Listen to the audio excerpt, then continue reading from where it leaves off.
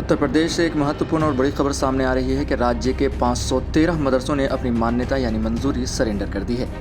यह कदम शिक्षा व्यवस्था में एक बड़े बदलाव का संकेत माना जा रहा है, क्योंकि ये मदरसे अब स्कूलों के रूप में संचालित होंगे। राज्य मदरसा शिक्षा बोर्ड ने इन मदरसों की याचिका पर विचार करते हुए मामले को रजिस्ट्रार के पास भेज दिया है, जो आगे की कार्रवाई के लिए अधिकृत है। आइए समझते हैं कि आखिर मंजूरी सरेंडर करने के पीछे कारण क्या है। मदरसों द्वारा मंजूरी सरेंडर करने के पीछे कई कारण बताए जा रहे हैं। सबसे प्रमुख कारण नई मंजूरी प्रक्रिया है, जो पहले की तुलना में अब काफ़ी कठिन हो गई है। पहले मंजूरी जिला अल्पसंख्यक कल्याण अधिकारी के स्तर पर दी जाती थी, लेकिन अब इसे रजिस्ट्रार के पास भेज दिया गया है। इस बदलाव के चलते कई मदरसे नए मानकों पर खरे नहीं उतर पा रहे हैं और उन्होंने बेसिक शिक्षा परिषद से मान्यता लेना ही बेहतर समझा। इसके अतिरिक्त राज्य सरकार ने मदरसों के शिक्षकों और छात्रों के लिए बायोमेट्रिक उपस्थिति अनिवार्य कर दी है, जो कई मदरसों के लिए एक चुनौती साबित होगी। बायोमेट्रिक उपस्थिति की नई प्रणाली में इन मदरसों को अतिरिक्त खर्च और व्यवस्थाओं का सामना करना पड़ रहा था।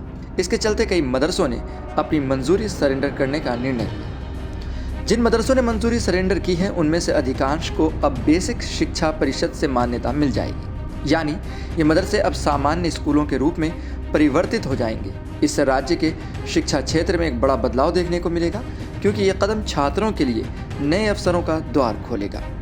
वर्तमान में उत्तर प्रदेश में लगभग 25,000 मदरसे हैं, जिनमें से लगभग 16,500 मदरसे राज्य मदरसा शिक्षा बोर्ड से मान्यता प्राप्त हैं। इनमें से 513 मदरसों ने मंजूरी वापस लेने का निर्णय लिया है, जो संख्या में एक महत्वपूर्ण बदलाव है।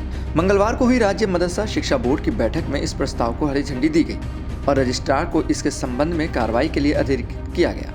मदरसा शिक्षा बोर्ड के सदस्य कमर अली ने इस बात की पुष्टि की है कि इन मदरसों ने समय समय पर अपनी मंजूरी वापस लेने की याचिकाएं दायर की थी, जिस पर विचार करने के बाद यह निर्णय लिया गया। यह फैसला राज्य के शिक्षा ढांचे में एक महत्वपूर्ण मोड़ साबित हो सकता है, क्योंकि मदरसे लंबे समय से धार्मिक शिक्षा के लिए जाने जाते रहे हैं। अब जब ये संस्थान स्कूलों में परिवर्तित हो जाएंगे, तो वहाँ की शिक्षा पद्धति और संरचना में बड़ा बदलाव आएगा। इस कदम से यह भी स्पष्ट होता है कि राज्य के शिक्षा तंत्र में बदलाव की लहर चल पड़ी है।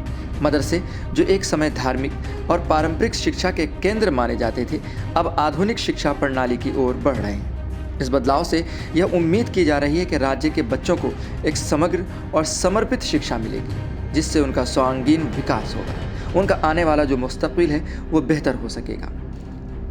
ये भी बात दिलचस्प है और ये भी जाननी ज़रूरी है कि आखिर ये मदरसे जब स्कूल में तब्दील हो जाएंगे, तो वो मदरसे में पढ़ रहे बच्चे जो ख़ासकर इस्लामी तालीम ले रहे थे, उन बच्चों का क्या होगा?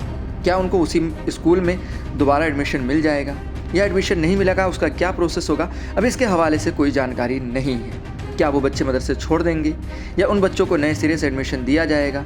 आखिर क्या होगा उन बच्चों के साथ? ये तमाम वो वजह हैं जो मानी जाती हैं। अक्सर मुस्लिम समुदाय इस बात को लेकर रहता है कि गरीबी के कारण या किसी और वजह से वो अपने बच्चों को, ख़ासकर इस्लामी तालीम देने के लिए, वो अपने बच्चों को मदरसे की तरफ भेजते हैं, जिसकी वजह से भी मदरसों में ज़्यादातर बच्चे, ख़ासकर मुस्लिम बच्चे, पाए जाते हैं।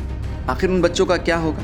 क्या वो स्कूलों का वो खर्च जो है, क्या वो उठा पाएंगे या सरकार उनके लिए कोई नया कदम उठाएगी? ये वो तमाम सवाल हैं जो खासकर मुस्लिम समुदाय के बीच अभी बहस की वजह बने हुए हैं। लेकिन आने वाले वक्त में ये बातें भी साफ हो जाएंगी कि आखिर उन बच्चों का क्या होगा। फिलहाल आप ऐसे ही खबरों के लिए देखते रहें सहारा समय का समय डिजिटल।